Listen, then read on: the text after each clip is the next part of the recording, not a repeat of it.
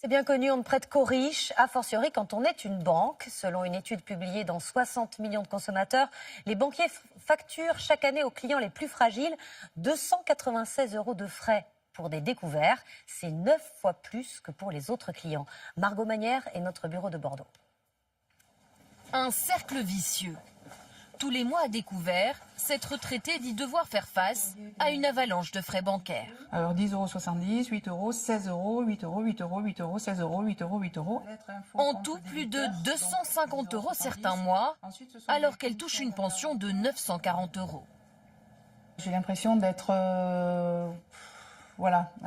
punie.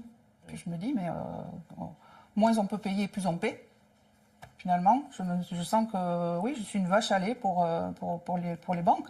Des frais aux intitulés parfois obscurs, avis à tiers détenteurs, frais d'appurement ou encore l'aide pour préavis de clôture juridique, qui selon une étude publiée aujourd'hui frappe les plus modestes. Les clients paieraient en moyenne 34 € par an de frais pour incident, contre 296 pour les personnes en difficulté, près de 9 fois plus.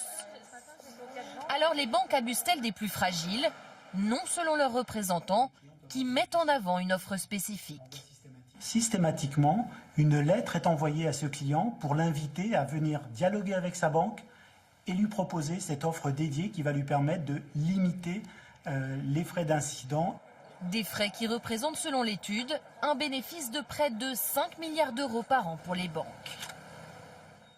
La Banque des banques, la Banque centrale européenne, a décidé aujourd'hui de sortir progressivement de son plan anti-crise. Elle a annoncé qu'elle allait racheter beaucoup moins de dettes publiques aux États qu'auparavant. Bonsoir François Langlais. Bonsoir Anne-Sophie. Évidemment, on a besoin de votre éclairage. D'abord, qu'est-ce que le programme anti-crise de la BCE ? Il s'agissait d'irriguer l'économie européenne avec de l'argent frais. D'abord avec des taux d'intérêt à zéro pour stimuler l'investissement. Ça va continuer. Et ensuite avec l'achat par la BCE elle-même de titres financiers émis et par les États et par les grandes entreprises. C'est ça qui va être réduit progressivement. Elle a raison de prendre ce virage maintenant, la BCE. C'est le bon moment ? Écoutez, tout dépend de l'endroit où vous vous trouvez en Europe. Pour les Allemands, les Autrichiens, en gros pour tous les pays d'Europe du Nord, c'est un virage qui est tardif. Il aurait fallu le faire avant. Parce que la croissance là-bas est déjà forte, que le chômage a virtuellement disparu. Donc ils redoutent la surchauffe et la spéculation. En revanche, si on descend au sud du continent, en Italie, par exemple, ou en Grèce, le sentiment est complètement inverse. C'est un virage prématuré, parce que la reprise là-bas est jeune et fragile et que le marché de l'emploi est encore sinistré.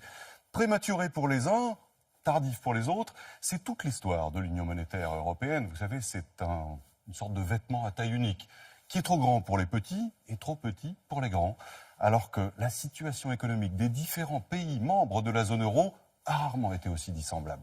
Merci François.